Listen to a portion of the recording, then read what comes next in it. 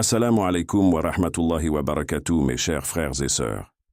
Dans cette vidéo, nous allons parler de 10 choses que beaucoup de personnes considèrent comme halal, mais qui sont en réalité haram selon l'islam. Ces erreurs proviennent souvent d'une mauvaise compréhension des enseignements islamiques ou d'une influence culturelle. Il est donc important de corriger ces malentendus afin de pratiquer notre religion correctement. Allah dit dans le Coran, « Et ne dites pas, en affirmant de votre propre bouche, ceci est licite, et cela est illicite, pour forger ainsi un mensonge contre Allah. Ceux qui forgent des mensonges contre Allah ne réussiront pas. » Sourate An-Nahl, verset 116. 1. L'argent obtenu par des moyens illicites. L'argent obtenu par des moyens illicites est effectivement une question importante dans l'islam, et les enseignements religieux sont très clairs à ce sujet. Selon l'islam, la source de l'argent est primordiale, et ce n'est pas seulement l'utilisation de l'argent qui compte, mais aussi la manière dont il est acquis. Le Coran met en garde contre l'usure, riba, la fraude, le vol et toutes autres formes de gains illicites. Dans la sourate Al-Baqarah, verset 275, Allah dit « Ceux qui se nourrissent d'usure ne se tiennent au jour de la résurrection que comme se tient celui que le toucher de Satan a bouleversé. » Cela signifie que ceux qui pratiquent l'usure sont dans une position spirituelle extrêmement fragile et seront jugés sévèrement le jour du jugement. Le prophète Muhammad, paix et bénédiction d'Allah sur lui, a également mis en évidence les conséquences graves des gains illicites. Dans un hadith rapporté par Ahmad, il dit « Toute chair nourrie par des biens illicites, le feu lui sera plus digne. » Cela souligne la relation directe entre la nourriture des biens illicites et le châtiment dans l'au-delà. L'islam enseigne ainsi que, quelle que soit la manière dont l'argent est dépensé, s'il provient de sources interdites, haram, il porte une lourde responsabilité morale et spirituelle.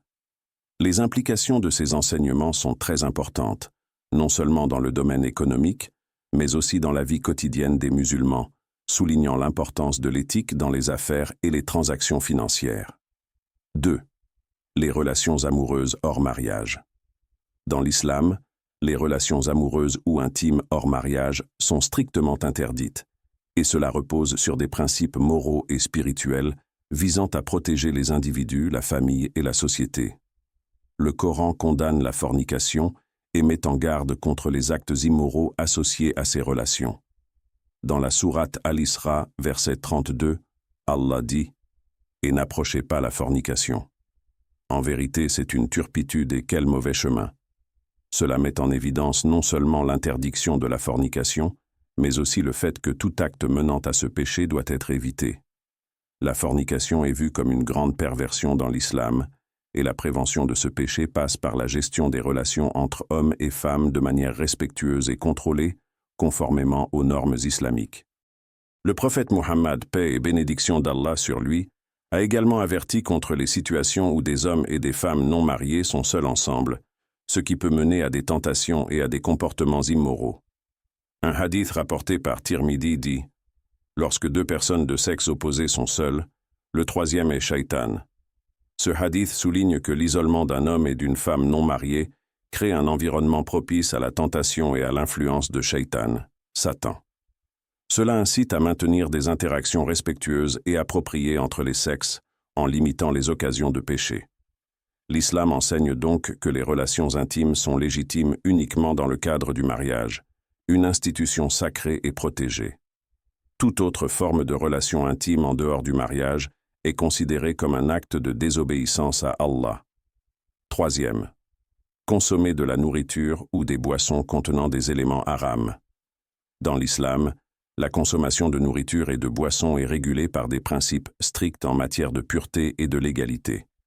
Certaines substances sont considérées comme haram, interdites, et les musulmans doivent être vigilants pour éviter de consommer des produits qui contiennent ces éléments illicites. Allah dans le Coran a clairement énoncé les aliments et boissons interdits. Dans la sourate Al-Maïda, verset 3, il dit « Vous sont interdits la chair d'une bête trouvée morte, le sang, la viande de porc, et tout ce sur quoi on a invoqué un autre qu'Allah. » Ces interdictions incluent des produits comme la viande de porc, qui est considérée comme impure, naji, et donc illicite à consommer. L'alcool est également interdit, car il est considéré comme une source de corruption et d'impureté spirituelle. De plus, les produits qui contiennent des ingrédients contenant de l'alcool ou qui sont préparés de manière non conforme aux règles halal, comme les animaux non abattus selon les rites islamiques, sont également à éviter. Le principe fondamental est que tout aliment ou boisson doit être halal, c'est-à-dire permis selon les enseignements islamiques. Cependant, certains aliments peuvent contenir des éléments haram de manière cachée, comme des additifs provenant du porc ou de l'alcool. Cela explique pourquoi de nombreux musulmans vérifient minutieusement les étiquettes des produits alimentaires pour s'assurer qu'ils respectent les règles halal. Le prophète Muhammad, paix et bénédiction sur lui, a insisté sur l'importance de la pureté dans les actions, et la consommation d'aliments et de boissons est un aspect clé de ce principe.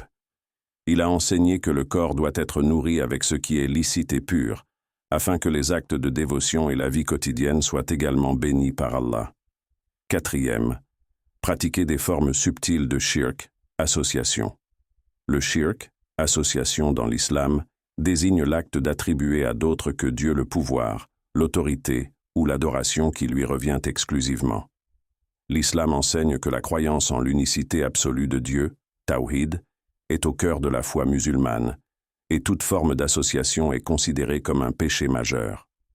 Certaines pratiques, souvent subtiles ou ignorées, peuvent entraîner des actes de shirk. Cela inclut, par exemple, la croyance que certains objets ou amulettes ont un pouvoir spécial, protecteur ou bénéfique, indépendamment de la volonté d'Allah. Le prophète Muhammad, paix et bénédiction sur lui, a mis en garde contre de telles pratiques dans un hadith rapporté par Ahmad. Celui qui accroche un talisman a commis du shirk. Cela signifie que l'acte de se fier à un talisman, à un objet magique ou à tout autre élément comme moyen de protection ou de bénédiction, en dehors de la confiance en Allah, constitue une forme de shirk. Ce type de comportement détourne la foi des musulmans de la croyance en l'unicité de Dieu et les pousse à chercher de la protection ou des bienfaits dans des moyens autres que Dieu. Le Coran est également très clair à ce sujet. Dans la sourate An-Nisa, verset 48, Allah dit « Certes, Allah ne pardonne pas qu'on lui associe quelque chose. » Ce verset souligne que l'association est un péché grave et irrémissible si la personne ne se repent pas sincèrement avant de mourir. L'islam enseigne qu'il est essentiel de placer toute sa confiance en Allah et de chercher refuge et bénédiction uniquement par lui, sans recourir à des pratiques ou objets occultes. Ainsi, bien que certains puissent ne pas se rendre compte que certaines pratiques relèvent du shirk, l'islam met un accent particulier sur la pureté de la croyance et l'élimination de tout ce qui pourrait compromettre l'unicité d'Allah. 5. Faire des affaires avec de l'usure, riba. L'usure, riba, est un péché majeur dans l'islam et est strictement interdite, même si elle peut être perçue comme une pratique courante dans de nombreuses sociétés modernes. L'islam rejette l'idée de tirer profit de manière injuste en pratiquant l'usure, où l'argent est prêté avec l'exigence de payer des intérêts. Le Coran est très clair à ce sujet. Dans la sourate Al-Baqarah, verset 275, Allah dit « Allah a rendu licite le commerce mais illicite l'usure ». Ce verset met en contraste la licéité du commerce équitable et la prohibition de l'usure. Le commerce, qui implique un échange de biens ou services avec des bénéfices légitimes, est permis, mais l'usure, qui repose sur l'exploitation des besoins des autres, est catégoriquement interdite. Le prophète Muhammad, paix et bénédiction sur lui, a également averti contre la pratique de l'usure et a condamné ceux qui y participent sous toutes ses formes. Un hadith rapporté par Muslim dit « Allah a maudit celui qui consomme l'usure, celui qui la donne, celui qui l'écrit et les témoins. Ils sont égaux. » Cela montre que l'usure n'affecte pas seulement celui qui bénéficie des intérêts, mais également tous ceux qui participent à la transaction, y compris ceux qui écrivent le contrat et les témoins. Ce hadith souligne l'importance de l'engagement moral et éthique dans les transactions financières en islam, où l'exploitation des autres par l'usure est vue comme une grave transgression. En islam, l'argent ne doit pas être utilisé pour exploiter autrui. Les prêts d'argent devraient être basés sur des principes de bienveillance, sans imposer de fardeau supplémentaire sur ceux qui empruntent. Par conséquent, toute forme d'intérêt, qu'il soit implicite ou explicite, est prohibée, et les transactions doivent se faire dans un cadre équitable et respectueux.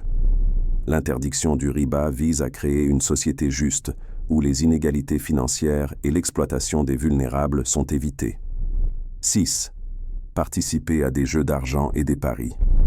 Dans l'islam, les jeux d'argent et les paris sont strictement interdits, car ils sont perçus comme des pratiques nuisibles qui peuvent entraîner la perte de biens de manière injuste et créer des divisions sociales. Ces activités sont considérées comme une forme d'exploitation, de tromperie et de dépendance, et elles sont donc prohibées. Le Coran est très clair à ce sujet dans la sourate Al-Maïda, verset 90, où Allah dit « Le vin, le jeu de hasard, les pierres dressées, les idoles et les flèches divinatoires ne sont qu'une abomination parmi les œuvres du diable. Écartez-vous-en, afin que vous réussissiez. » Ce verset inclut le jeu de hasard parmi les actes abominables du diable.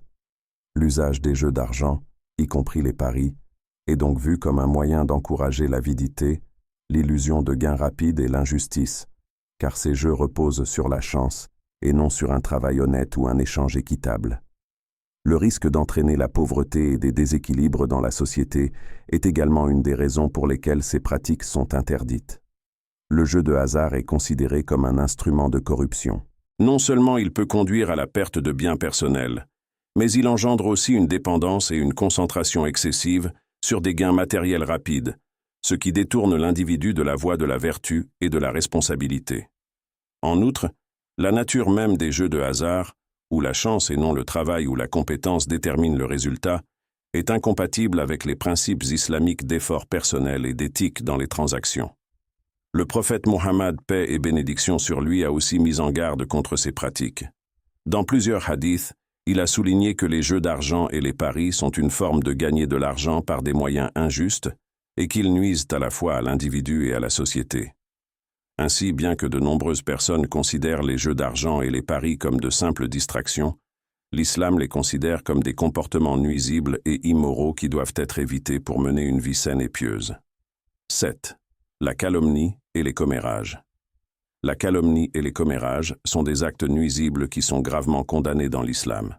Ces comportements, qui impliquent de parler négativement d'autrui, de propager des rumeurs ou de diffamer quelqu'un, sont considérés comme des péchés majeurs. L'islam enseigne que les paroles ont un grand impact et que les mots peuvent nuire à la réputation d'une personne, créer des divisions dans la société et causer des blessures émotionnelles profondes. Le Coran met en garde contre ces pratiques dans la sourate Al-Hujurat, verset 12. « Et ne médisez pas les uns des autres. L'un de vous aimerait-il manger la chair de son frère mort? Vous en auriez horreur. » Ce verset compare la calomnie à un acte répugnant en utilisant l'image de manger la chair de son frère mort pour souligner la gravité du préjudice que cela cause. Médire d'autrui, répandre des rumeurs ou diffuser des informations fausses est une forme de cruauté qui dégrade non seulement la personne visée, mais aussi celui qui prononce ces paroles. Le prophète Mohammed, paix et bénédiction sur lui, a également mis en lumière l'importance de la parole et des bonnes intentions dans un hadith rapporté par Bukhari et Muslim. Celui qui croit en Allah et au jour du jugement dernier, qu'il dise du bien ou qu'il garde le silence. Ce hadith enseigne qu'un croyant doit être conscient de ses paroles et ne parler que de manière constructive et bienveillante. Si cela n'est pas possible, il est préférable de se taire plutôt que de participer à des commérages ou à des critiques négatives. Cela souligne l'importance de la responsabilité dans l'utilisation de la parole et de l'impact spirituel que cela peut avoir. Ainsi, en islam, le respect de la dignité des autres est primordial, et les actes de calomnie et de commérage sont vus comme de graves violations des principes de respect et de fraternité entre musulmans. 8. Laissez tomber la prière. Dans l'islam, la prière, salat, est une obligation fondamentale et l'un des piliers essentiels de la foi. Elle est une manière pour le croyant de se rapprocher d'Allah, de se purifier et de renforcer sa discipline spirituelle. Négliger ou abandonner la prière sans raison valable est considéré comme un péché grave, et ce comportement est fermement condamné dans le Coran et les hadiths. Allah dit dans la sourate Al-Ma'un, versets 4 à 5, « Malheur donc à ceux qui prient tout en négligeant leur prière. » Ce verset met en garde ceux qui, bien qu'ils prient, le font de manière négligente, en retardant la prière ou en ne la pratiquant pas avec le sérieux qu'elle mérite. La prière ne doit pas être abandonnée, et ceux qui la négligent sont appelés à se repentir et à rectifier leur comportement. Le prophète Muhammad, paix et bénédiction sur lui, a également souligné l'importance cruciale de la prière dans un hadith rapporté par Ahmad. Le pacte entre nous et eux, c'est la prière. Celui qui l'abandonne a mécru. Dans ce hadith, le prophète clarifie que la prière est un signe distinctif des croyants. L'abandonner est un acte de mécréance, kufr, ce qui souligne la gravité de cette négligence. La prière est ce qui distingue un musulman d'un non-musulman, et son abandon met en péril la foi d'une personne. Ainsi, bien que des circonstances comme la fatigue ou les occupations puissent rendre la prière difficile, l'islam insiste sur la constance et la ponctualité dans la pratique de la prière. La négligence des prières quotidiennes est donc un manquement grave dans la pratique de la foi islamique et un avertissement spirituel majeur. 9. Fêter des fêtes non islamiques. Dans l'islam, les fêtes non islamiques, comme Noël, le Nouvel An, ou d'autres célébrations qui ne font pas partie de la tradition islamique, sont généralement considérées comme inappropriées. Cela découle de l'importance que l'islam accorde à maintenir une identité distincte et à éviter de suivre les pratiques des non-musulmans, particulièrement celles qui sont liées à des croyances ou des pratiques contraires aux principes islamiques. Le prophète Muhammad, paix et bénédiction sur lui, a dit dans un hadith rapporté par Abu Daoud, « Celui qui imite un peuple fait partie d'eux ». Ce hadith souligne l'importance de préserver l'identité islamique et de ne pas adopter les coutumes et célébrations des autres religions. Participer à des fêtes comme Noël ou le Nouvel An, qui sont souvent associées à des croyances religieuses non islamiques, pourrait être perçu comme un acte d'imitation des pratiques de ces peuples, ce qui peut nuire à la foi d'un musulman et à son engagement envers les principes islamiques. L'islam enseigne qu'il y a deux grandes fêtes religieuses, l'Aïd al-Fitr et l'Aïd al-Adha, qui sont des moments de célébration et de gratitude envers Allah, et qui sont liés à des événements importants dans l'histoire de l'islam. Celles-ci sont les seules fêtes que les musulmans doivent célébrer. Bien que certaines personnes considèrent ces fêtes comme des événements sociaux inoffensifs, l'islam recommande de rester fidèle à ses propres valeurs et traditions religieuses. Cela implique de s'abstenir de célébrer ou de participer à des événements qui ne sont pas islamiques, afin de préserver l'intégrité de la foi. 10e. Les pratiques superstitieuses. Les pratiques superstitieuses, telles que consulter des voyants, suivre des horoscopes ou croire aux prédictions astrologiques, sont strictement interdites en islam. Ces pratiques sont considérées comme des formes de shirk, association, car elles impliquent de chercher à connaître l'avenir ou à influencer le destin par des moyens autres que la volonté d'Allah. Elles détournent le croyant de la confiance totale en Allah, qui seul connaît le futur. Le prophète Muhammad, paix et bénédiction sur lui, a mis en garde contre ces pratiques dans un hadith rapporté par Muslim. Celui qui consulte un voyant et croit en ce qu'il dit, son acte de prière ne sera pas accepté pendant 40 jours. Ce hadith souligne la gravité de consulter des voyants ou de croire à leurs prédictions. Non seulement ces actes sont vus comme une forme d'égarement spirituel, mais ils ont également un impact direct sur la relation du musulman avec Allah, car ils sont perçus comme un rejet de l'unicité d'Allah et de son contrôle absolu sur tous les aspects de la vie, y compris l'avenir. L'islam enseigne que seul Allah détient la connaissance totale de l'avenir, et toute tentative de connaître ce qui est caché par des moyens autres que la révélation divine est perçue comme une forme de désobéissance. Les horoscopes et les prédictions astrologiques sont également rejetés, car ils se basent sur des croyances et des systèmes qui n'ont aucune base dans la tradition islamique. Ainsi, l'islam insiste sur l'importance de placer sa confiance en Allah seul et de se détourner de toute forme de superstition qui pourrait perturber cette relation. Mes frères et sœurs, il est crucial de toujours vérifier ce qui est permis ou interdit dans l'islam en se basant sur le Coran et la Sunna. L'ignorance n'est pas une excuse quand il s'agit de nos obligations religieuses. N'hésitez pas à partager cette vidéo pour éclairer vos proches et qu'ensemble nous puissions mieux suivre le chemin droit. Qu'Allah nous guide et nous pardonne nos erreurs. Barakallahu fikum wa assalamu alaykum wa rahmatullah.